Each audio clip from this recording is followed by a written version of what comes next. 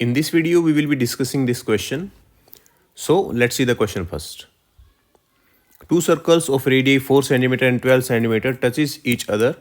दो सर्कल्स एक दूसरे को टच कर रहे हैं जिनकी रेडियस है 4 सेंटीमीटर एंड 12 सेंटीमीटर. आप यहाँ पर फिगर में भी देख सकते हैं. And a line L is direct common tangent to circles. Meet two circles at A and B. Find area of region enclosed between points direct common tangent and two circles. तो यहाँ पर आप इस डायग्राम को देख के समझ सकते हैं कि हमारा क्वेश्चन क्या है. हमारे पास ये दो सर्कल्स गिवन है जिनकी रेडियस इसकी 4 सेंटीमीटर रेडियस है और इसकी 12 सेंटीमीटर रेडियस है. तो एक जो इनकी कॉमन टेंजेंट रहेगा, इन दोनों सर्कल्स का कॉमन टेंजेंट ये एक लाइन है L और इन सर्कल्स को A और B पॉइंट पे टच कर रहा है. तो हमें ये एरिया फाइंड आउट करना है जो कि इन दोनों सर्कल्स और इस टेंजेंट के बीच में बना हुआ है. तो ये शेडिड पोर्शन हमें फाइंड आउट करना है. तो देखते हैं कैसे फाइंड आउट करेंगे. First of all you can give it a try and then continue watching. सबसे पहले स्टूडेंट्स इस क्वेश्चन को करने के लिए हमें कुछ कंस्ट्रक्शन करना होगा. तो कंस्ट्रक्शन हमने क्या किया कि यहाँ पे O और O डैश इसके सेंटर्स गिवन है. तो इनको हमने A और B पॉइंट से, जो कि पॉइंट ऑफ कॉन्टैक्ट है इस कॉमन टेंजेंट और सर्कल्स का, यहाँ पे हमने ज्वाइन कर लिया और इनके रेडियस लिख लिया 4 और 12 सेंटीमीटर. इसके बाद में O और O डैश के बीच की जो डिस्टेंस है ये टोटल हो गया आपके 4 + 12 16 सेंटीमीटर, वो हमने यहाँ पे लिख दिया. अब हमें क्योंकि ये एरिया फाइंड आउट करना है तो ये एरिया फाइंड आउट करने के लिए हमें कुछ और डायमेंशंस की ज़रूरत होगी. फॉर एग्जांपल AB, PO और ये एंगल्स. तो ये कैसे फाइंड आउट करेंगे वो देखो. स्टूडेंट्स APO एक ट्रायंगल है, राइट एंगल ट्रायंगल. सिमिलरली जो BPO डैश है this is also right angle triangle. तो ये दोनों सिमिलर ट्रायंगल्स होंगे अगर आप ध्यान देंगे, बिकॉज इन दोनों ट्रायंगल्स में दो एंगल्स इक्वल हैं. एक एंगल जो P है this is common in both the triangles and एक ये जो 90 डिग्री एंगल है ये दोनों ट्रायंगल्स में एक एक एंगल राइट एंगल है. तो इसलिए दोनों ट्रायंगल्स क्या होंगे, सिमिलर ट्रायंगल. और अगर सिमिलर ट्रायंगल्स हैं तो इनकी जो साइड्स का रेशियो होगा वो साइड्स का रेशियो इक्वल आएगा. तो यहाँ पर आप देख सकते हो ये 4 सेंटीमीटर एंड 12 सेंटीमीटर रेशियो कितना है 1:3 इनकी साइड्स का.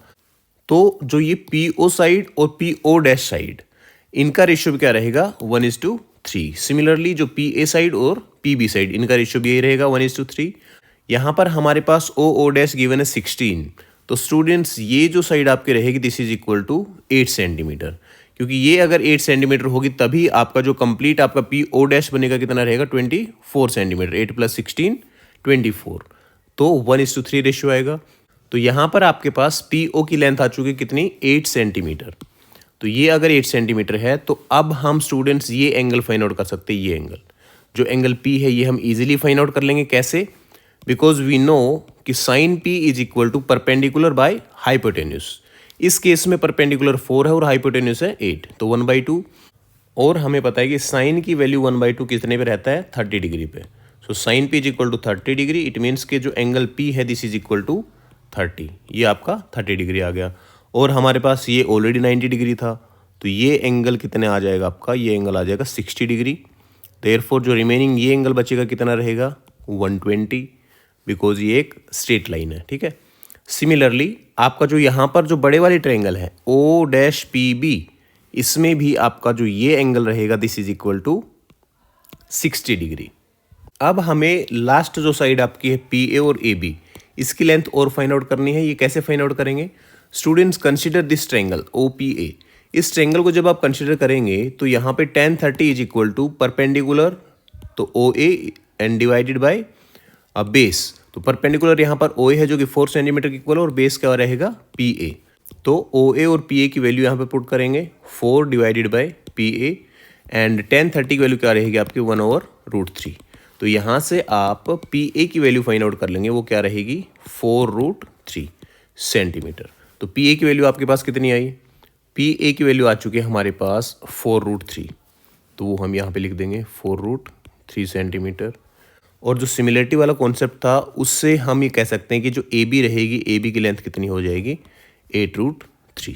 ठीक है, क्योंकि जो PA रेशियो PB है वो क्या रहेगा आपका 1:3. और वो तभी पॉसिबल है जब ये 8√3 होगा. ठीक है. तो इतना फाइंड आउट करने के बाद अब हम ये जो इनक्लोज्ड एरिया है ये हम डायरेक्ट फाइंड आउट कर लेंगे. कैसे फाइंड आउट करेंगे उसके लिए क्या कॉन्सेप्ट रहेगा वो देखते हैं. अब हम यहाँ पर अब हम लिखते हैं कि जो रिक्वायर्ड हमारा रीजन है, रिक्वायर्ड शेडेड पोर्शन, वो किसके इक्वल होगा. Required shaded portion is equal to area of trapezium. अब आप सोच रहे हैं यहाँ पे ट्रेपीजियम कौन सा है? ट्रेपीजियम आपका यहाँ पर है ABO-O। ये जो आप देख रहे हैं ये quadrilateral ABO-O, this is a trapezium because इसमें जो AO और BO डैश है these two are parallel sides, और इसमें जो perpendicular distance between parallel side है वो है AB। तो ये हम एक ट्रेपीजियम इसको बोल सकते हैं बिकॉज ट्रेपीजियम की जो बेसिक प्रॉपर्टी रहेगी वो क्या रहती है कि at least one pair of opposite sides is parallel. तो इस केस में आपकी ये दोनों साइड्स पैरेलल हैं, ठीक है। अब इसमें से हमें क्या माइनस करना होगा? इसमें से अगर हम माइनस कर दें क्या एरिया, अगर इस सेक्टर का एरिया और इस सेक्टर का एरिया, तो हमारे पास सिर्फ ये एरिया बच जाएगा जो हमारा शेडेड पोर्शन है ये।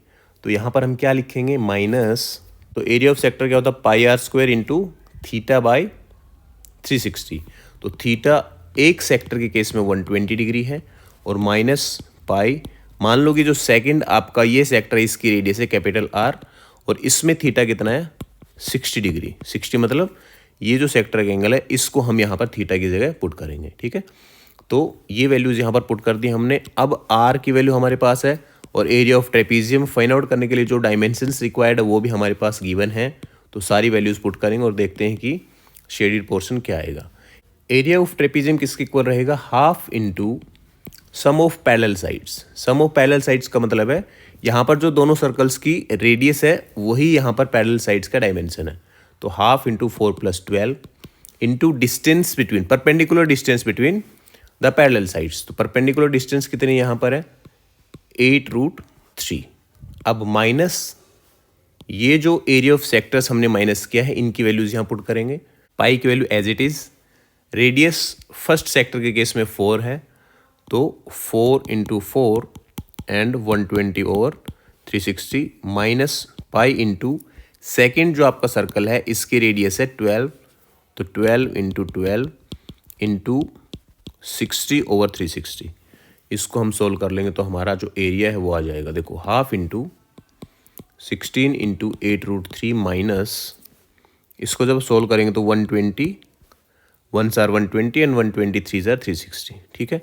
तो यहाँ पर ये आ जाएगा आपका 16π/3 माइनस, इसको भी यहाँ पे जब आप सोल्व करेंगे तो ये आपका आ जाएगा 24π।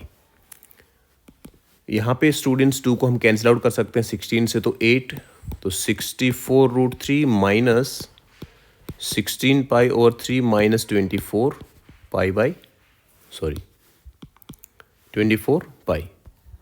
इसको हम एलसीएम लेके सोल्व करेंगे तो एलसीएम यहाँ पर आ जाएगा आपका 3 एंड 3 इंटू 64 ये आ जाएगा 192/√3 माइनस 16π माइनस 24 इंटू 3 72π। तो इसको जब आप आगे सोल्व करेंगे तो ये आपका रहेगा 192√3 माइनस, दोनों नंबर माइनस के हैं तो दोनों ऐड हो जाएंगे और ये आपके आ जाएंगे 88π/3। अब स्टूडेंट्स यहाँ पर हम जो √3 और पाई है उसकी वैल्यूज़ पुट करेंगे। √3 की जो अप्रोक्स वैल्यू रहती है वो है 1.73 माइनस 88 और पाई की वैल्यू हमें पता है कि क्या है 3.14। पाई की वैल्यू यहाँ पर 22/7 इसलिए हम नहीं रख रहे क्योंकि जो 7 है वो 88 को डिवाइड नहीं करता है, ठीक है। So it is better to take this value divided by 3। अब यहाँ पर जब हम मल्टीप्लाई करके सोल्व करेंगे तो क्या आएगा आपका आंसर? 192 इंटू 1.73 ये आ जाएगा आपका 332.16 और माइनस 88 इंटू 3.14 ये आएगा 276.32 डिवाइडेड बाई 3। और जब हम ये सब्ट्रैक्शन करेंगे तो आपका आंसर आएगा 55.84। मैंने ये कैलकुलेशन ऑलरेडी की हुई है तो मैं डायरेक्ट आपको यहाँ पर करके दिखा रहा हूँ, आपको इसमें थोड़ा टाइम लग सकता है। तो इसको जब आप डिवाइड करेंगे तो ये आ जाएगा 18.61 अप्रोक्स सेंटीमीटर स्क्वायर, क्योंकि एरिया है तो स्क्वायर यूनिट्स में हम इसको लिख देंगे। तो ये रहेगा आपका जो शेडेड पोर्शन है 18.61 सेंटीमीटर स्क्वायर। तो कैलकुलेशन यहाँ पर इजी है। आपका जो मेन कॉन्सेप्ट वो क्या रहेगा कि आप इस एरिया को कैसे फाइंड आउट करेंगे। इस एरिया को फाइंड आउट करने के लिए हमें इस ट्रेपीजियम में से जो दोनों सेक्टर्स हैं, ये सेक्टर माइनस ये सेक्टर, इन दोनों सेक्टर्स का एरिया माइनस करेंगे तब हमारे पास इस शेडेड पोर्शन का एरिया बचेगा। So that's all for today. I hope you like the video. Thank you.